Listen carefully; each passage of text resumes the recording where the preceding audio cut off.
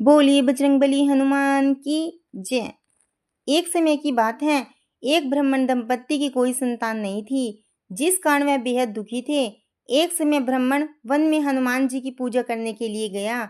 वहां उसने पूजा के साथ महावीर जी से एक पुत्र की कामना की। घर पर उसकी स्त्री भी पुत्र प्राप्ति के लिए मंगलवार का व्रत करती थी। वह मंगलवार के दिन व्रत के अंत में हनुमान जी का भोग लगाकर ही भोजन करती थी। एक बार व्रत के दिन ब्राह्मणी न भोजन बना पाई और न ही हनुमान जी का भोग लगा सकी। उसने प्रण किया कि वह अगले मंगलवार को हनुमान जी का भोग लगाकर ही भोजन करेगी। वह भूखी प्यासी 6 दिन तक पड़ी रही। मंगलवार के दिन वह बेहोश हो गई। हनुमान जी उसकी निष्ठा और लगन को देखकर प्रसन्न हुए। उन्होंने आशीर्वाद स्वरूप ब्राह्मणी को एक पुत्र दिया और कहा कि यह तुम्हारी बहुत सेवा करेगा। बालक को पाकर ब्राह्मणी अति प्रसन्न हुई। उसने बालक का नाम मंगल रखा। कुछ समय उपरांत जब ब्राह्मण घर आया तो बालक को देख पूछा कि वह कौन है।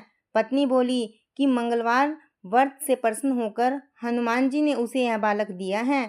ब्राह्मण को अपनी पत्नी की बात पर विश्वास नहीं हुआ। एक दिन मौका देख ब्राह्मण ने बालक को कुएं में गिरा दिया। घर पर लौटने पर ब्राह्मणी ने पूछा कि मंगल कहाँ है। तभी पीछे से मंगल मुस्कुराकर आ गया। उसे वापस देखकर ब्राह्मण आश्चर्यचकित रह गया।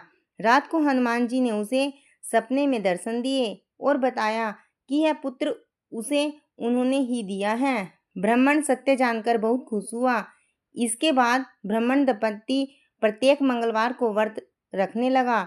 जो मनुष्य मंगलवार व्रत कथा को पढ़ता या सुनता है और नियम से व्रत रखता है, उसे हनुमान जी की कृपा से सब कष्ट दूर होकर सर्व सुख प्राप्त होता है। अगर आप मंगलवार को हनुमान जी का व्रत रखते हैं तो उस दिन सुबह स्नान आदि से निवृत्त होकर हनुमान जी का ध्यान करते हुए व्रत का संकल्प लें। हनुमान जी की पूजा के लिए लाल या नारंगी रंग के वस्त्र धारण करें। घर के उत्तर पूर्व दिशा में एक चौकी रखें और उस पर हनुमान जी की मूर्ति या तस्वीर स्थापित करें।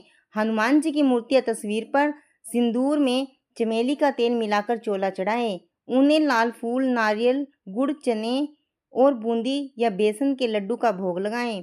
हनुमान चालीसा या सुंदरकांड का पाठ करें।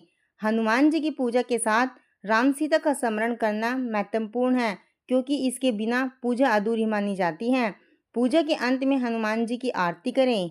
दिन में एक बार ही भोजन करें। नमक का प्रयोग न करें और केवल मीठी चीज का ही सेवन करें। व्रत के दौरान ब्रह्मचर्य का पालन करना चाहिए। शाम के समय हनुमान जी का स्मरण करते हुए उनकी आरती के बाद ही व्रत का पालन करें। व्रत के उद्यापन के समय 21 ब्राह्मणों को भोजन कराकर दान दक्षिणा देना शुभ माना गया है। आशा करती हूँ दोस्तों आपको मेरी धार्मिक जानकारी अच्छी लगी होगी। अगर आपको मेरी धार्मिक जानकारी अच्छी लगी हो तो प्लीज़ मेरे चैनल को लाइक शेयर सब्सक्राइब करें। धन्यवाद।